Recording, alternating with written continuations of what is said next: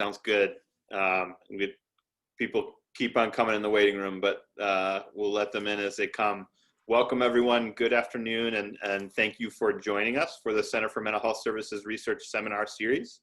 And we are very fortunate to have, I should say, I'm Byron Powell. Good to see you all. Co-director of CMHSR with Leo Cabasa. And we are thrilled today to have my friend and colleague, Dr. Andrea Graham. Andrea and I go back to, our relationship goes back to the Washington University in St. Louis doctoral program, where she was in psych next door while I was in social work. And we were just telling Leo, we used to commiserate over dissertations, and we were part of a little informal support group back then, and actually continue in sort of we both have career development awards from the NIH and have continued sort of a support group with other colleagues now. So it's been a joy to get to know her over the years. Dr. Graham received her bachelor's, master's, and doctoral degree from WashU. So she's well-trained here in St. Louis. She also did her clinical psych internship and her postdoctoral fellowship at the University of Chicago. And is now assistant professor at the Feinberg School of Medicine at Northwestern, where she is, I'm drawing a blank on the CBITs acronym. What it really stands for? Yeah, Center for Behavioral Intervention Technologies. Thank you. Thank you. Part of that group. Andrea is a real star in the field. She has numerous honors and awards, including the Rising Star Award from the American Psychological Science, the Association for Psychological Science. She's been a finalist for the NIH Director's Early Independence Award, which is a really big and scary deal if you don't know about it. So she's super ambitious and has been awarded already numerous grants in her early career. She currently has a K01 from NIDDK. And I'm looking at her CV and it's making me tired. So she's extremely productive, and we're very lucky to have her here presenting. And Andrea, without further ado, I will hand over to you, and really excited to hear more about your work. Thank you, Byron. And just as a matter of housekeeping, I think, folks, if you want to enter questions and stuff as you go, in chat, I think that's great. And Andrea, if you want people to interrupt you, just yeah, no, absolutely. Please do jump in with questions. And then I also made sure to leave time at the end for extra time as well. But please do jump in with questions. And I appreciate the opportunity to chat today about a line of work that I've been working on since joining CBITs, but has been sort of a passion area. I've been working in the area of digital mental health for a while, including from WashU and my graduate training, but now have been really focused on how do we design these tools to go into healthcare settings. Before we begin, I want to make some disclosures just to say that I've received consulting fees from Actualized Therapy, who previously owned the license for IntelliCare, which is an intervention I'm going to talk about today. And that company has now transitioned into Adaptive Health, and I'm collaborating with them on an NIH-funded SBIR trial, so a Small Business Innovation Research Award funded by the NIH to commercialize IntelliCare. And then as Byron shared, I trained at WashU, so this is like the biggest treat ever to be presenting to you guys. And I have just so much WashU and St. Louis love. So thank you so much for this opportunity. So my career goal is to increase access to high quality healthcare for mental and behavioral health problems using scalable, so typically digital interventions. And so my work has focused on 4 different related buckets of intervention, and then thinking about implementation and policy, primarily costs of care, thinking about large scale screening for mental health problems, as well as training clinicians and individuals delivering these services. And today we're going to focus on sort of a bucket of work related to intervention, but also how we think about implementing these tools, as I've shared. So as a Center for Mental Health Services Research, it's not surprising that across the spectrum, there's challenges across the way in how we address mental health. And this was a figure that I published a few years ago in writing a paper on sort of the costs of care and where we can make some impactful change. But so, at multiple steps of the way, there's barriers to how people go from knowing that they have a mental health problem to then improving their outcomes. So they have to know that care is needed. They then need to want that care. They have to get the care and then actually stay in it in order to get better most of the time. And so at multiple steps, people can fall off that chain, and we see barriers. And so, digital technologies really do afford promise at multiple areas of that process. So you could use screening to help people know that care is needed, and offer private interventions right away through ubiquitously available devices in order to receive care. These tools can be rapidly available with access anytime, 24/7, which allows people to get care at time that's more convenient for them. And in terms of staying in care, there is capacity that this could be a more tailored, this could allow for tailored approaches where we could tailor content, we could tailor designs, we could use user-driven symptom tracking and real-time updates to help people really stay connected to these services and subsequently improve mental health. And the good news is that digital mental health interventions are highly, there's a lot of support for their efficacy in terms of as tools. And because of that, it's really then ripe for implementation in healthcare settings. However, we have just multiple examples of when these tools then move from research settings, controlled trials, to then real world healthcare settings, that implementation has failed. And why is that? Because engagement really is a problem. So engagement I'm referring to is both from the user end. So patients have low rates of use and retention where they're not necessarily adopting the tool. They don't then stay in it. And then that also the tools are then really not well integrated into the targeted systems of care, so that the clinicians aren't using them. It's then sort of the process by which they're delivered really becomes problematic. So we see engagement as a two-part problem. And so why do we have this clinical sort of chasm? And I think of this as a clinical design chasm. So digital tools are not designed for the users and contexts in which they'll be implemented. And since joining CBITs, I've really come to better appreciate the role of design and how these tools are used. And that's going to be a key focus of my talk today, is focusing on sort of the role of the user and how we're designing things for the users and the context in which they'll be used. So I'll share a really nice, terrible personal example. Oh, first, what's the disconnect? And then I'll give you an example. So here's why these tools are not necessarily designed how people use them. So typically, digital mental health interventions, typically they've been designed to rely heavily on psychoeducation. And it's basically often, there was a big push where we sort of translated an in-person treatment into an online format. So there'd be a lot of psychoeducation, a lot of reading. They typically would require about 30 to 45 minutes of use per week, typically for about 6 or more weeks. And as a result, that level of engagement is challenging. And we often refer to this as a hockey stick problem where, we'd see a high degree of people sort of logging in at first and then quickly dropping off after sessions 1 and 2, and then sort of this decline in terms of sustained engagement. Now let's contrast to how we actually use apps in our daily lives. So typically we use an app for a single purpose in short bursts of time, and sometimes frequently throughout the day. So the best example I can think of is when I would drive home from work as opposed to leave my bedroom. What I would do is, I'd get into my car in the parking garage. I would quickly check Google Maps and know if I should take Lakeshore Drive or the highway. Quickly log into Google Maps, figure that out, and then close the app, right? That would be like a 5-second amount of time that I would use the app. And it was really focused on action over psychoeducation, where I'm trying to figure out a goal. It was my single purpose. And so to expand that example, we often describe, if you think about travel, you don't typically have a travel app. You have and sort of different apps for different aspects of your travel. So I have, it's funny now to use travel during COVID, but you have an airline app. You then have Uber. Once you get there, you check the weather app to figure out what to pack before you go. And you have maybe your hotel points app. So there's different apps at different points along the way for different purposes. And so that's sort of a disconnect in terms of how we typically were designing these tools, and then how actually people engage with their phone in day-to-day lives. So here's my terrible good sort of example for myself. So as Byron mentioned, I have a KO1 award from the NIDDK to design and test a mobile intervention for individuals with obesity and comorbid binge eating, where people eat a large amount of food and feel a loss of control during that time.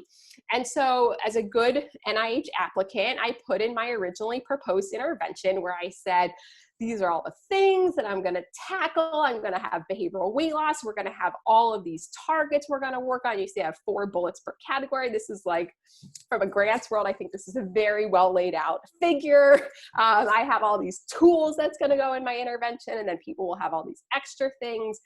Luckily, I got funded, and the moment I started the grant, I showed this to my mentor who works in the design field in the area of human-computer interaction, and I said, so I'm going to have like 20 to 25 targets in my intervention. And he said, I can tell you now, no one's going to use it. That's way too many things to focus on.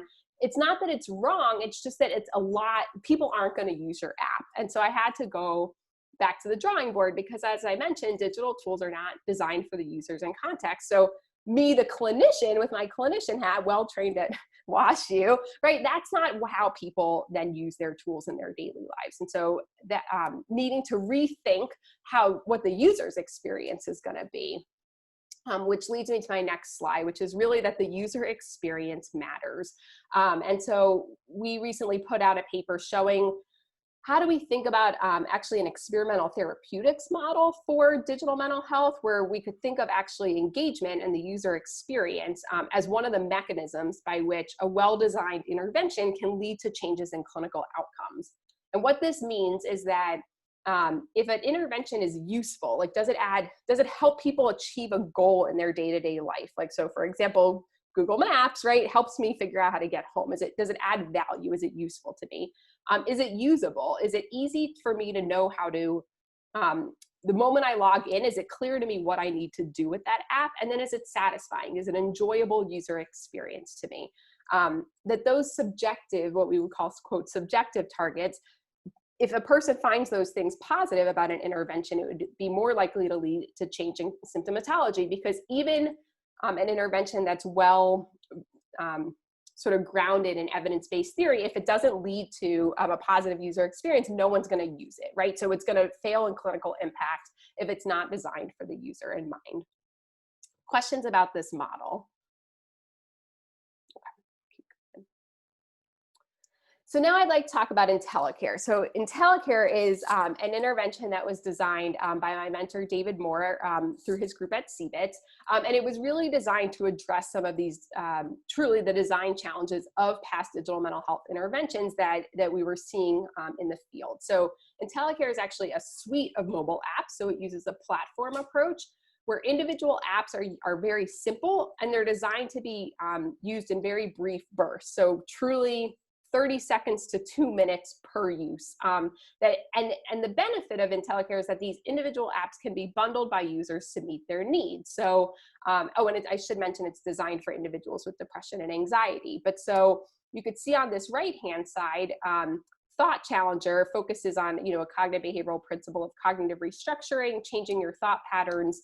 That may not be relevant to some people with anxiety, for example, but Worry Not, where they're focusing on understanding concerns that they're having and helping to detangle those concerns, that would be an app more relevant for them. And so this is a platform where people can bundle the kinds of skills that they really enjoy working on. And so it really is thinking about what are principles, what are key psychological targets that we should be getting at, and having apps be designed to address those needs, as opposed to thinking about an entire psychotherapy in a digital format. It also includes weekly assessments delivered via the IntelliCare Hub app, and then has typically been delivered with light coaching, which is involved primarily via text message, as well as 2 brief telephone calls with a coach. And so to show you sort of the simplicity of these apps, these are some of the apps that I was just showing you on the previous page, where daily, this first one, I think you can see my mouse, is showing you just in the hub, you can access the different apps, you can take assessments, you can see your history, and then there's a library of resources where it's sort of brief psychoeducation in the event that people do want to read it. Ironically, we didn't think people would like the resources, and turns out people actually really do like psychoeducation sometimes, so that's useful to know. And so we've expanded some of that resource library more since.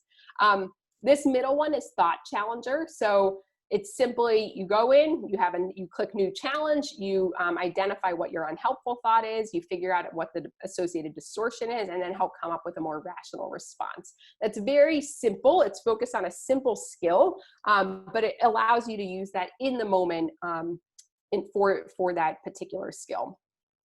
This is one called Daily Feats, which is using checklists to help behavioral activation for people to then, with depression, people can tend to be less likely to do activities. So this helps with that. And also it has scaffolding so that as you do more activities, you can, quote, level up to be prompted with more challenging things to do. And then down below is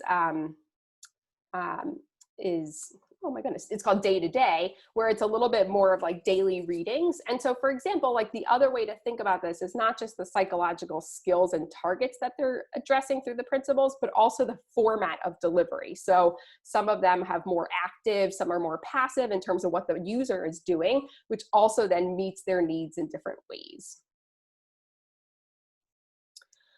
So the trial I was most recently involved with evaluating IntelliCare was funded through an SBIR mechanism through the National Institute of Mental Health. And an SBIR is a grant where a company, a business company, partners with research institutions to study a product, but also think about working towards commercialization. So it's sort of this nice opportunity for someone like me who works in the digital world of doing a research project, but then also thinking about moving towards commercialization. And so you actually, the grant is particularly focused on both of those things. And so for this particular award, it was a collaboration between the company Actualized Therapy, Northwestern University, and then the University of Arkansas for Medical Sciences, or UAMS. And what was important about this trial, and I'm going to go into some of the details, it was actually the first trial in which we compared IntelliCare to treatment as usual. It was also the first trial evaluating a mental health app platform. So to our knowledge, there hasn't been a study like in primary care where we're looking at this platform approach of multiple apps, and then also evaluating a mental health app with primary care patients. And that's really relevant, the primary care piece, because it's the de facto site where individuals with depression and anxiety present to care. So usually people are showing up to their primary care doc, and then they're potentially being now more often because of payment models being screened for depression. And so that's where they're presenting. And so, having more resources available to address the treatment gap for primary care is useful.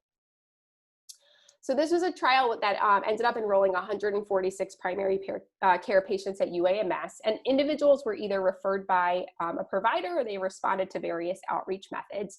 And they were identified by having eligible based on having a PHQ-9 score greater than 10 or a GAD-7 score greater than 8. And so what this means is they had PHQ-9 is the brief depression screening tool. So greater than 10 means that greater than or equal to 10 means that they met screening criteria for depression, and GAD-7 greater than 8 showing that they would meet screening criteria for anxiety. And actually of note, we use self-report measures as opposed to a more clinical structured interview, as you might see in a more typical mental health clinical trial, because we wanted to align with the typical protocols of primary care more generally. And so individuals who came into this study, they were randomized to IntelliCare with coaching or treatment as usual, or TAU, which was a waitlist control for 8 weeks. So they could continue to have whatever other treatment they were normally doing, minus being actively in psychotherapy, because we didn't want to sort of interfere with typical psychotherapy. And so then they received the IntelliCare with coaching for 8 weeks, or after 8 weeks of a wait list, then they could receive IntelliCare then. And we assessed each individual every 4 weeks for 16 weeks. So here are our results. Basically, we were thrilled to see that IntelliCare, so this is for depression and anxiety. So on the left-hand side is depression, on the right-hand side is anxiety. And so over the course of 8 weeks, as a reminder, that's when we're comparing intervention versus control. And so you could see that the intervention group declined significantly more than the waitlist control group. And then what was exciting was that, and the intervention group's effects were sustained over the next 8 weeks. And then when the waitlist group switched over, their scores declined to a level comparable to the intervention group. And so that latter test here with the waitlist group declining was not a planned analysis, but it was awesome to see that they sort of really followed what happened to the intervention group. And it sort of suggests that waiting a little bit of time doesn't necessarily impede your capacity to get better in terms of your depression. And then we saw very similar effects for anxiety, where the intervention group decreased and then sustained, and then the waitlist group, once they received the intervention, followed suit. And the effect sizes were high at 0.78 and 0.64 for depression and anxiety respectively. And it's been comparable to what we've seen for in-person face-to-face. So it was very exciting. But then the other exciting piece is that we had sustained engagement. And so let me walk you through how to think about this table. So what we show is separating by depression and anxiety in terms of who came in, but in terms of suite all apps. So 93 sessions was how many times they opened the app over the course of the 8 weeks, but then time to last use was 43 out of a total of 56 days, because it was 8 weeks long. And so this suggests that people were doing this, at several times. They were opening the app several times a week. And that's really consistent with sort of what the model was that we promote to people, that you try to use this, 1 to 2 times a day. And so it wasn't quite as often as that, but people were really using this multiple times a week. And I think that really fit with the model we were seeing. And, from my understanding of the digital mental health literature, this was really exciting level of engagement that we obtained. And you could see similarly with the anxiety group. Any questions on the trial? Cool. Oh, there's Hi, yes. Cool. Hi. This is Corey. Thanks so much for what you presented so far. I was just curious, and I maybe could have asked a little earlier after you asked about the model, but I'm just curious. I'm thinking about particularly among Black gay men, there's kind of a ground up mobilization around every Black gay man should have access to mental health care, rather, I should say. Mm-hmm. And so I'm thinking about, is there any information or any insight that you have around how the model matters for different populations of folks? And if in any way in this analysis you were able to see, because you were talking beautifully about the constitutive practices related to using a mobile app. So I wonder if there are differences even with regard to cultural experiences or identities that people have.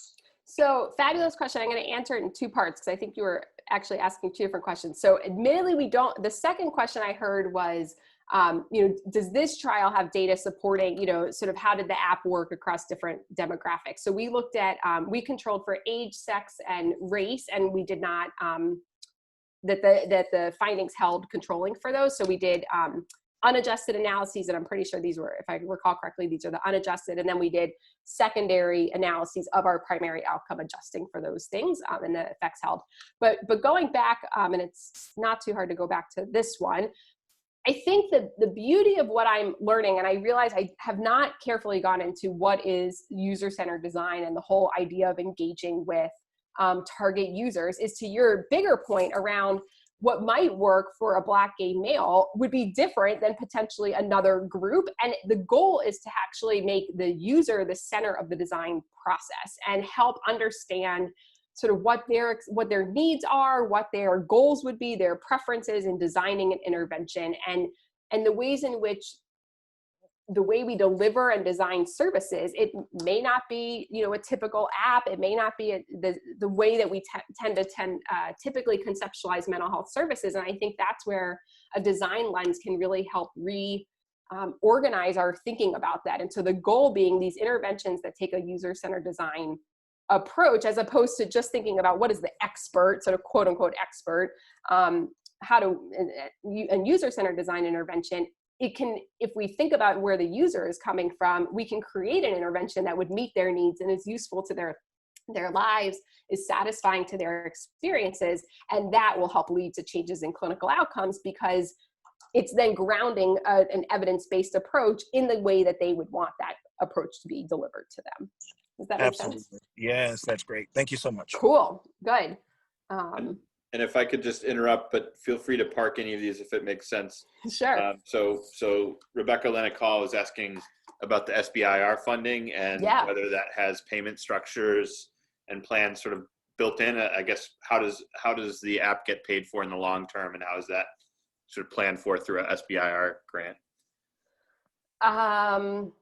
Okay, so let me see if I'm answering the question. The grant functions like a typical grant. So it like sort of funds the team in the study to do the research project. But at the same time, the research project is really towards the goal of supporting commercialization. So the idea being, how does the app get paid for long term, is that then by sort of having this mechanism, you're also thinking about sort of what would be the next stage towards, I don't know if it's, these are some of the terms that are beyond my scope of work, like is it venture capital fund, or moving towards buyers who would be interested in supporting this work. And so as you can appreciate, we actually have a second SBIR, which I'll present on in a little bit, where it's really thinking about how this can fit into healthcare settings, and namely primary care and collaborative care.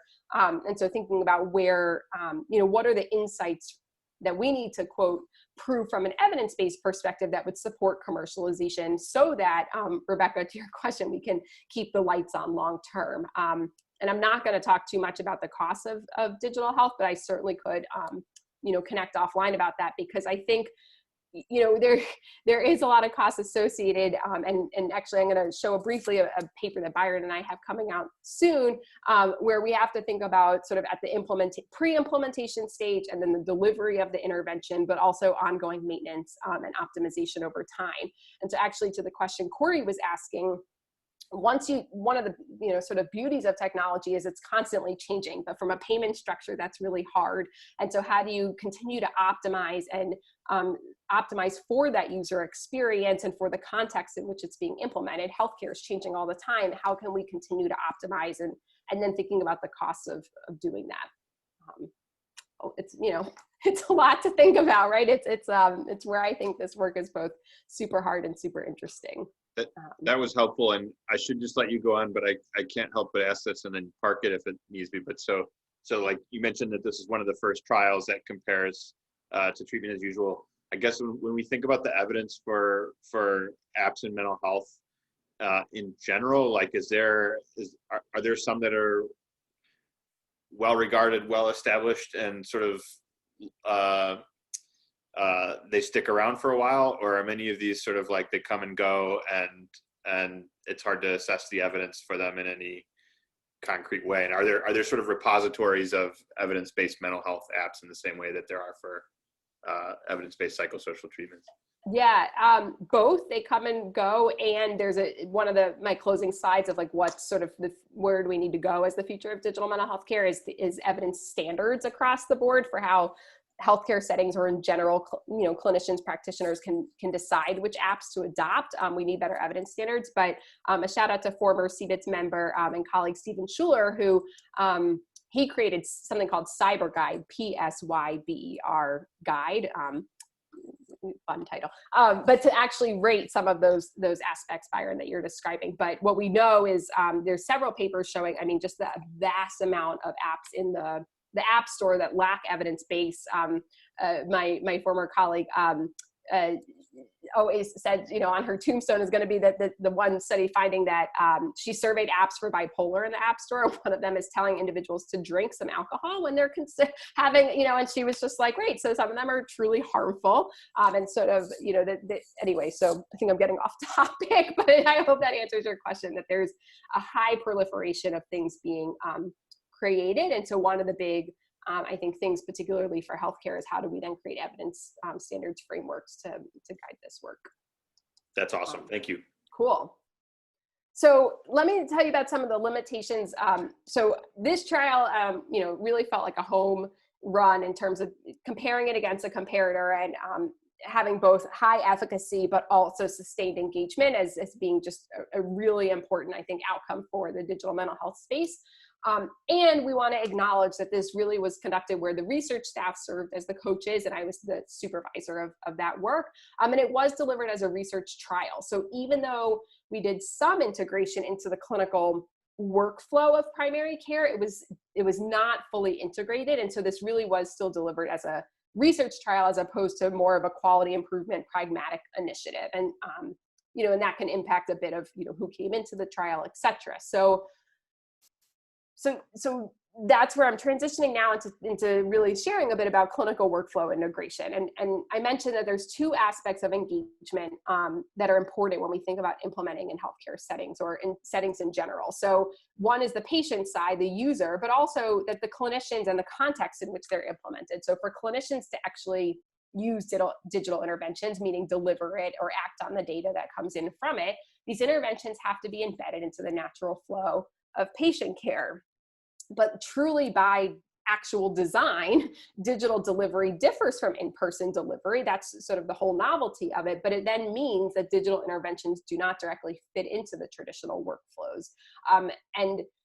And so one of the gaps in that process is understanding what are the methods and the techniques to then do that process to actually implement digital interventions in healthcare settings. And so as I mentioned, Byron and some colleagues and I, we partnered to actually propose a set of implementation strategies specific to digital mental health interventions. And this paper is coming out soon, excitingly, but I think what I want to share about it is it actually stemmed from my work on that trial with UAMS, where in partnering with actually a company, it was sort of like, A, this work is really hard to do, and B, when you go to scale to future settings, like when you go to meet with a new healthcare center, like what are the questions you need to ask as to, are you ready to implement this? Like, is this something that you can actually do? And that really led us to think about this paper where we came up with across phases of implementation, there's several strategies that people can use to be implementing digital that are specific to digital, right? So what we tried to focus on in this paper is, of course, there's implementation strategies in general for an evidence-based psychosocial intervention or any kind of new innovation, but how would that be particular to digital tools? And I recognize it's a busy slide, but the goal is to say that across phases, there's really a lot of things that are sort of put simply that an organization really needs to consider to be ready to do this and to avoid sort of, Rebecca, to your point, sort of putting in some upfront costs and then having this whole thing fail and that really being a big waste of money and time. And so this paper outlines things that we can do at different phases. And I'm going to walk you through one example of workflow integration from the Arkansas trial, an example of designing one component of that process. So in the realm of design, there's a subcomponent called service design. And service design is thinking about the entire process during which stakeholders, which could be patients, it could be providers, it could be staff, the whole process during which they engage with a service. And so a key component of service design is thinking about the referral pathways to effectively identify and reach patients, and then to connect that patient with the service while aligning with the clinic workflow.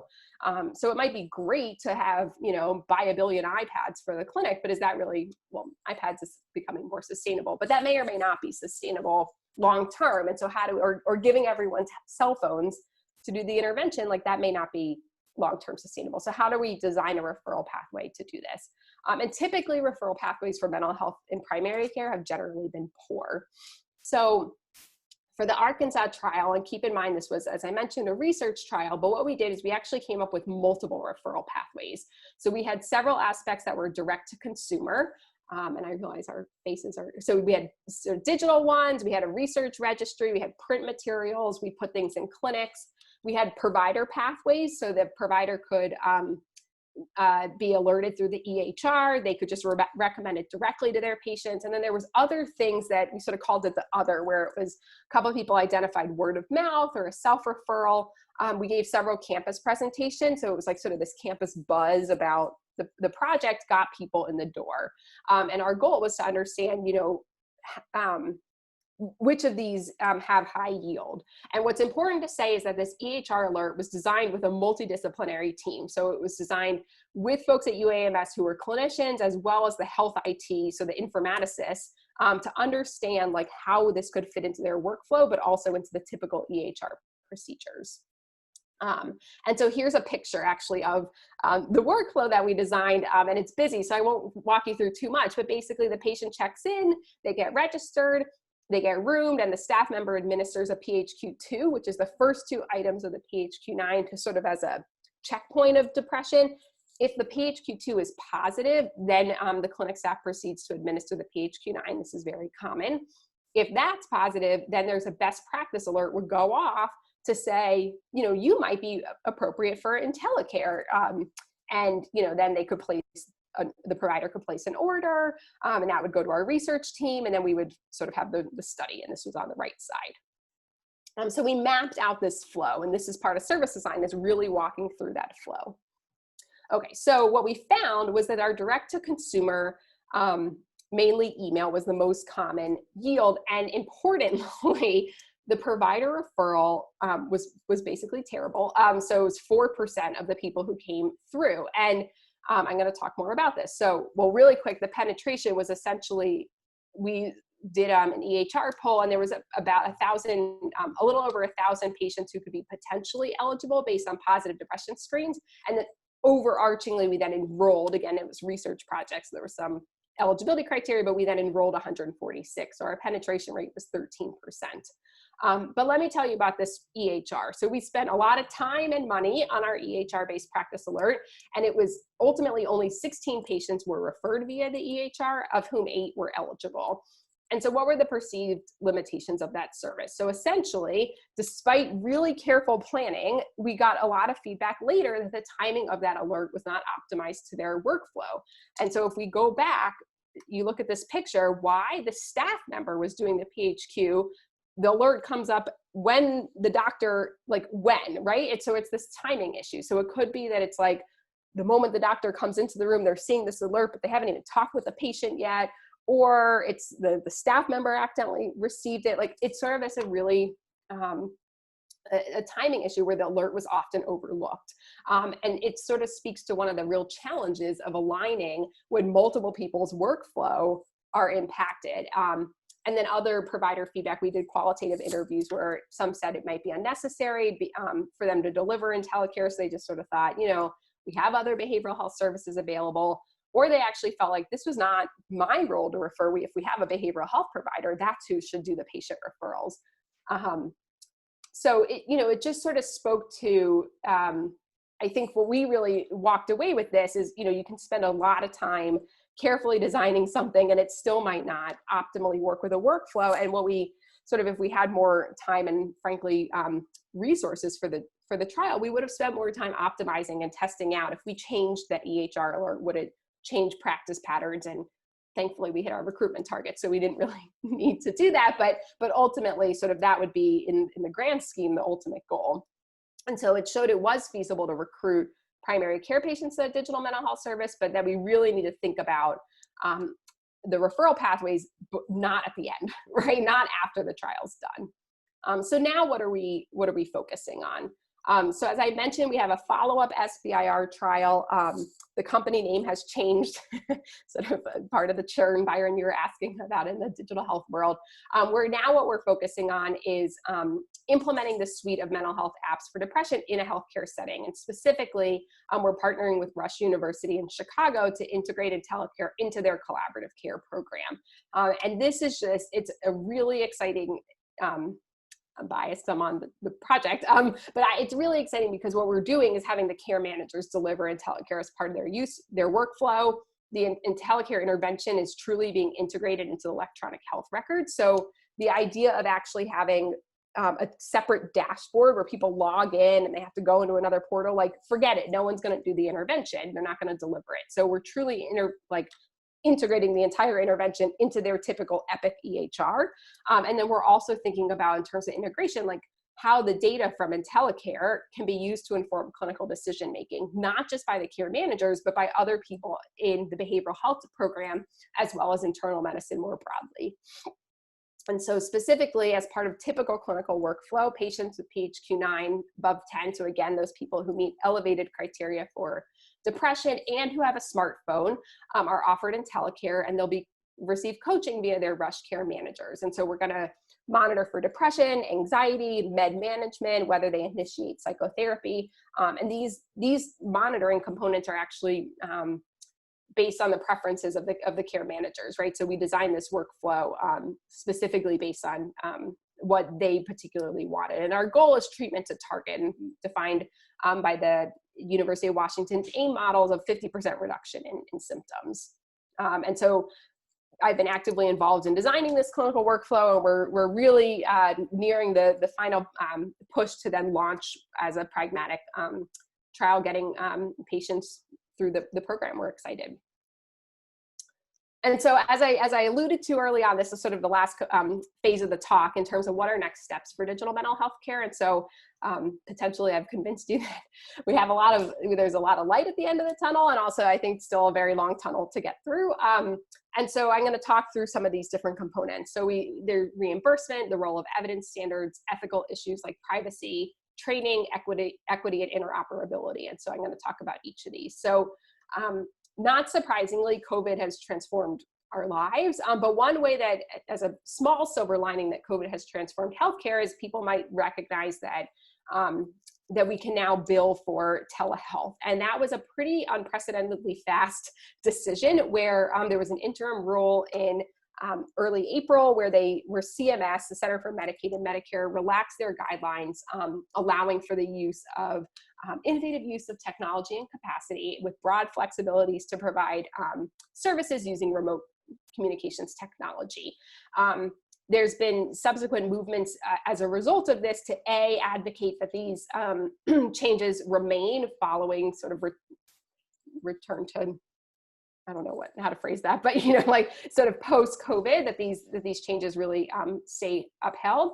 But that also, it's really catalyzed some pretty fast efforts towards wanting to advocate for digital mental health reimbursement, as like sort of capitalizing on this momentum and this enthusiasm that people are getting more understanding of digital tools. And so can we use this now for online and mobile interventions as well? So, and that's the difference, is where we think of it as, telehealth is we're still face-to-face. So it's what we call synchronous. It's happening at the same time. And can we think about for asynchronous too? There's still ethical considerations that we need to significantly work out. There are privacy concerns about digital platforms, recording, use of third-party materials, data sharing. A recent paper showed that even apps that had data sharing policies, that they still were doing it, and not like it didn't match with what their policy was. This is a real problem. As Byron asked, we do need evidence standards framework for the decision that we make about what's efficacious and what interventions to adopt. So I don't know the right word, but like a formulary, I think is maybe the term, to sort of have like, rules and guidelines around this. I think people need to, of course, be mindful, as with telehealth too, the role of patient safety. What happens when people indicate suicidality, when you're not in the same room and you can walk them down the hall, or, how are people addressing that? And then in truth, I think one of the big areas, knowing that, I should have explained this more, that interventions that have coaching or guidance with human support have greater efficacy than those that don't include human support. And so basically we need to have a trained workforce to deliver these tools. And how do we think about clinician training and competency? And thankfully we've had a lot of people transition to telehealth very quickly, in part out of necessity, but to deliver a digital mental health intervention has some different components. And so we need to think about a trained workforce. This is one of my personal interest areas. And to that point, I'll just mention that there was a proposed telebehavioral health competency. And again, these are telehealth, but areas of competency for training programs to think about going forward. I think my hope is that digital becomes an area of focus for training programs, so that we work on our pipeline. And then, Corey, you touched on this a little bit in your excellent question. I think we can speak a lot to the benefit. There's some benefits that digital can have for marginalized or underserved populations. It does remove several barriers to care from a telehealth or digital standpoint. So transportation issues, potential stigma, increased comfort. But we do need to be very mindful that people have unequal access to technologies and capabilities. So wireless broadband, computers, data plans. And so having these sort of, quote, universally available tools does not necessarily mean that it's universally accessible to people. And how, as a research community and a clinical community, we address that is really important for our next stage. And my pre-closing slide is really thinking about this interoperability with an EHR. And so, in order for this to really succeed, it's got to be aligned with the tools that clinicians are already using, which is really electronic health records. And importantly, I think there's been a lot of really lovely papers describing what an ideal situation looks like. And I think when in practice, it's a little bit of the nailed it. And I think we have a way, it's the best sort of way I can think about it in terms of where we're sort of getting and where we need to go in terms of thinking about interoperability versus seeing it as what would be most ideal in this domain. So to close, digital mental health interventions are effective. We have a lot of evidence to support that, but they're not widely implemented in the US healthcare system. And sort of, if I can have one take-home message, it's that successfully integrating these tools really requires designing the services to meet the needs of the users and to align with their implementation context. And that is it. Thank you. So I can stop the share. Thank you so much for that amazing presentation, Andrea. That was fabulous. Awesome. Thank you. And we have plenty of time for questions. Cool. We already have one from Daniela Tuda, who was asking about whether or not buy-in from traditional mental health settings might be hard because of fear of being replaced or less jobs. And you kind of touched on that in this last section, but maybe you could. Yeah, no, it was a common concern that we heard. Sort of, I feel like that comes up a lot of like, I think interestingly, when we think about sort of this transition to telehealth, right, one thing it hasn't done is solve the clinician availability problem. So while it solved transportation issues and some access issues, it actually still means that you still have the same number of slots available. It's just where you can see people. And the benefit of digital would be to think about how we can have actually increased provider capacity to see patients. So the goal would be that digital could serve as a low touch option for relevant patients. And then those that need more intensive services, that we've then conserved our resources for those most in need. I think just like, as I mentioned with interoperability, I can speak that very lovely, but actually seeing that play out in practice is tricky. And so do we know if people can actually both do a digital and in-person services? Like, is a blended model going to work? So we need a lot more data on sort of how that plays out and the cost of it. And is it really cost saving to do text messaging intervention? That's some of what we're going to look at with our SBIR current trial. Yeah, and I had a question. I thought this was great. And I just want to go back to the question that Corey asked, and you answer in terms of the equity question, that there's a lot of promise here of addressing issues of access, expanding the reach of these technologies. But I wonder, have you examined or knows people who are examining sort of not so much sort of the access and the reach, but the actual cultural congruity of the tools themselves, of what's in there in terms of culture, language, and knowing the potential for actual really nuanced tailoring that could happen with this technology. Any thoughts around that? Because I think we need to make sure that people can access, but then what they're accessing actually matches what their needs are. Exactly, absolutely. Exactly. Yep. So the answer is, I think, all of the above, right? Like, so research is being done and there's a ton more to go. My hope is that actually sort of my vision would be that digital makes that in the same way that as a clinician in your therapy session, you can, if you're a culturally competent individual, like you actually do that kind of tailoring based on your patient, right? You work together. When you're not together and you're remote, and in fact, sort of you're delivering static content, there should be ways that we could leverage technology to be a lot more responsive to human needs. But I would say there's a ton of particularly design work to go to understand like sort of what those needs are. And I will say, when I showed you my original KO1 proposed intervention, in fact, what I actually had not put into my K, but then took a step back to actually do with from a data perspective is I was told I need to do what's called a needs assessment, which many of you do qualitative research, you know this, but the mentor in the HCI field, the design world, he said, you need to do a needs assessment. I said, I'm a clinician. I know what the needs are of these. And he was like, no, that's the whole point. And so it was a great example of like, I said, I've been treating these patients with binge eating and obesity for years. And he said, no, you need to go back and like understand their experiences and what they might envision and how an app could help them. And I really, I'm excited because actually, as of next week, we're going to start launching my digital intervention, and it's just really different than what I originally proposed, and I feel really excited about that.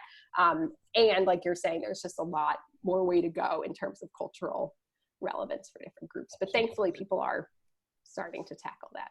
Awesome. No, thank you. I think that's a great answer, and nice to know that that's happening. So, Mara, I think you have other questions in the chat.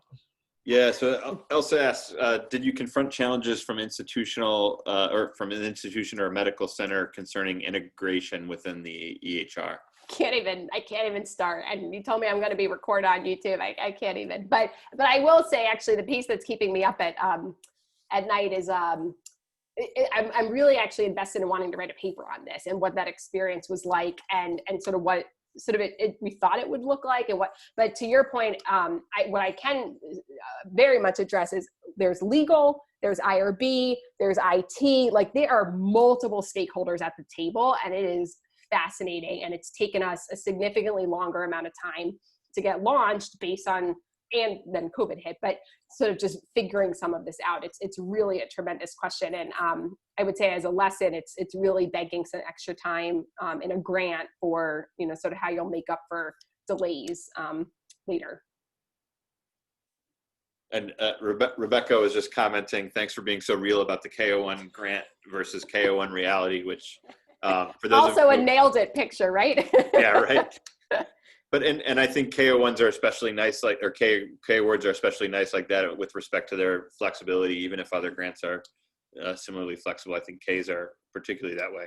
Yeah, and I really, thankfully, actually to then speak really positively about the K, I mean, the whole goal is training. And so to me, this was an unbelievable training opportunity that from then a researcher standpoint, I then leveraged into several papers. So it worked out very nicely from the data that I collected. But I think, to your point, it really pushed me to rethink how I, as a clinician, approach research as opposed to like sort of as a designer. And I've just learned a ton and really had to challenge some of my own biases, I would say, as a clinical researcher, which has been outstanding. I don't have the right words for this question, but I'm thinking about Dror Ben-Zeev's work and folks that are using sort of the more like the sensor functions of iPhones and movement and sleep and all that stuff. Yeah. Could you speak about sort of the extent to which that is built into the work that y'all are doing, and if not, why not, or what are potentials or pitfalls there?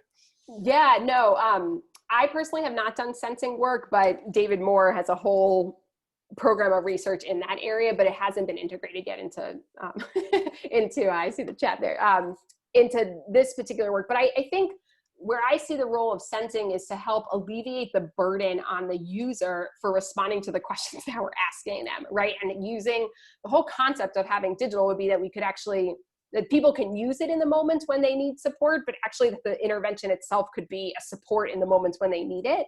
And so sensing, I think, can get us there, but in terms of the work that I've described so far, that we haven't incorporated that capacity yet. But if there's a way to then think about how to have less burden on the user in terms of filling out assessments and knowing when they might, if they recover, when they might fall back into relapse, because that's common, those kinds of things, there's just so much room for innovation.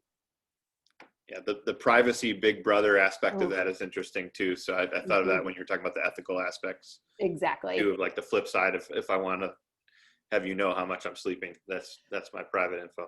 Right, exactly, exactly.